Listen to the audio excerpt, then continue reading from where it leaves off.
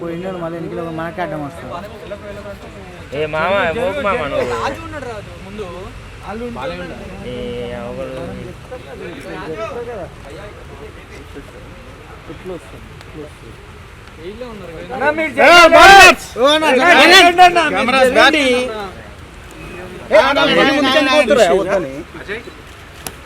ఎవరు మధ్యలో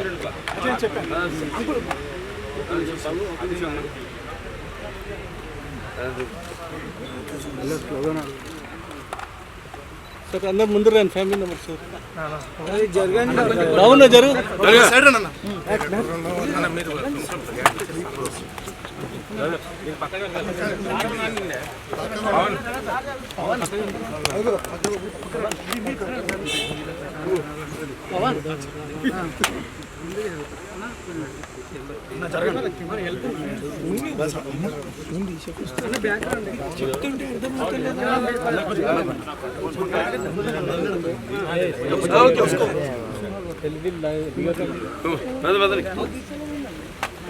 స్పేస్ చేయండి.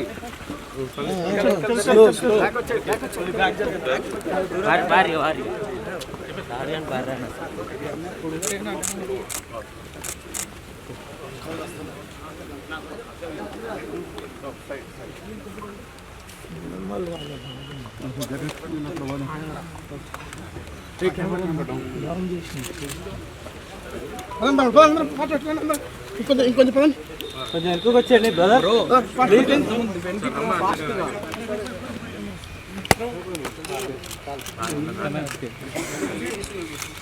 అదంటారు తమ్ముడు పదార్థకు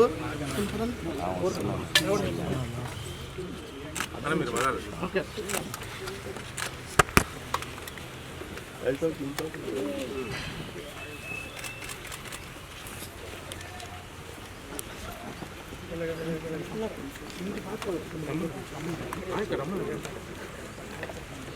వెనుక చూసుకుంటారు చెప్పుకుంటారు సార్.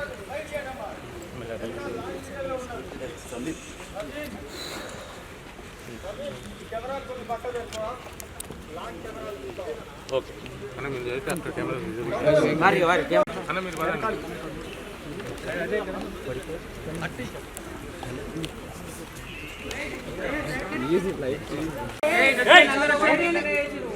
ఆడికని ఫాలో చేసి ఇంకా మధ్యలో అంటే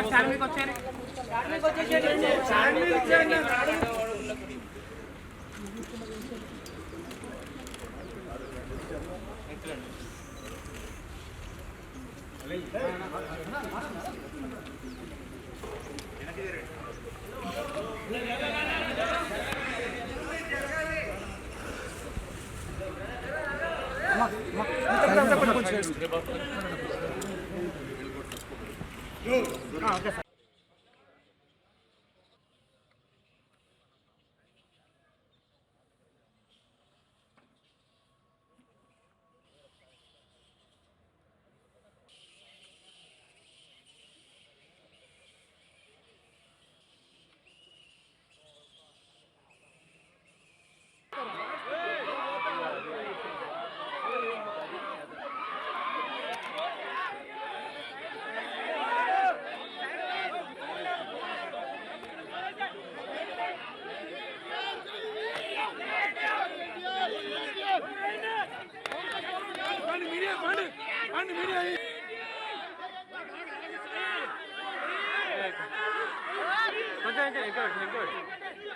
ఇంకా పెట్టు కెమెరా.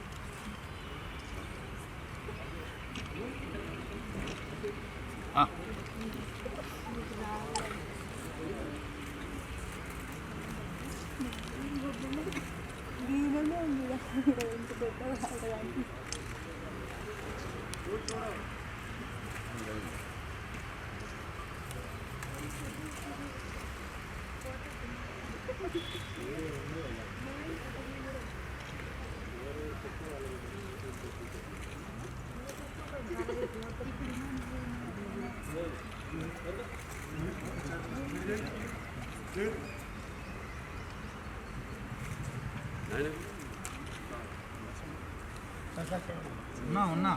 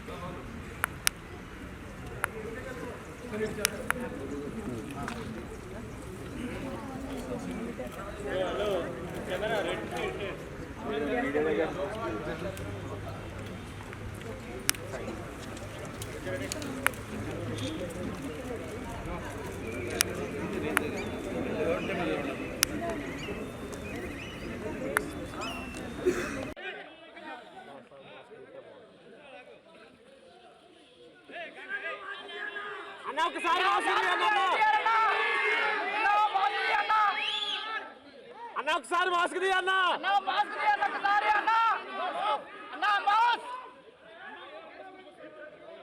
అన్న చాలా దూరం నుంచి వచ్చావన్నా నేను చూడాలని ఆంధ్ర కర్ణాటక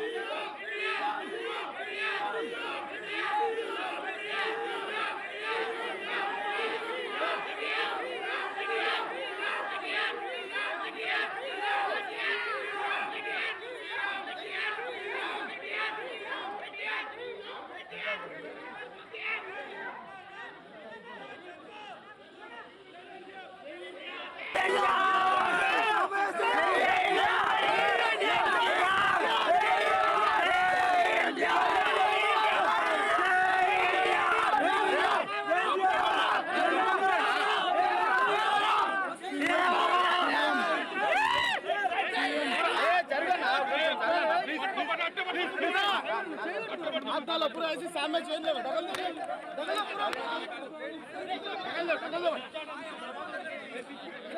అన్నా నేను ఒక్కసారి మాస్క్ ఒక్కసారిగా చెయ్యండి దానికన్నా ఒక్కసారి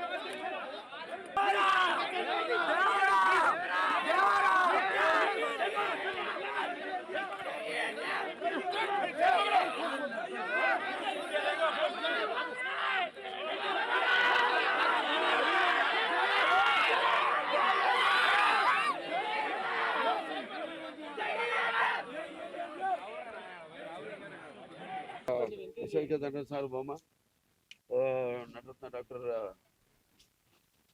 నందమూరి తారక రామారావు అలాగే పార్టీ వ్యవస్థాపకులు ఆయన ఈ 28వ జయంతి సందర్భంగా వర్ధంతి సందర్భంగా అందరు ఇక్కడికి ఆయన ఘాట్కి నివాళులు అర్పించడానికి ఇక్కడికి రావడం జరిగింది. ఈ భూమి మీద ఎందరో పుడతారు గెడతారు కానీ అందరూ మహానుభావులు కాలేరు. ఒక మనిషి మహోన్నత విద్యాపథంలోకి నడవాలంటే అత్యున్నత శిఖరాలకు నడవాలంటే సత్సంకల్పం కావాలి. ఒకటి దీక్ష పొనాలి, నీ దారిలో నువ్వు నడవాలి. నేహాభిగ్రహణ శోక్తి ప్రత్యవాయిత విద్యతే స్వల్పమస్య ధర్మస్య త్రాయితే మాకు భయాత్ అంటాం. అందరు పుడతారు ఒక పరమార్థం కోసం, ఏదో సమాజాన్ని ఉద్ధరించడం కోసం. అంటే వాళ్ళకి చావు పుట్టుకలతో సంబంధం ఉండదు. ఎన్టీఆర్ అంటే ఒక నటుడికి నిర్వచనం. ఎన్టీఆర్ అంటే నవరసాలకు ఒక అలంకారం. ఎన్టీఆర్ అంటే ఆయన నటన ఒక విశ్వాధ్యానం. ఎన్టీఆర్ అంటే ఒక నవ శకానికి ఆరంభ మంత్రం. ఎన్టీఆర్ అంటే నవజాతికి ఆయన మార్గదర్శకం. ఎన్టీఆర్ అంటే నానా జాతులకు దైవ సమానం.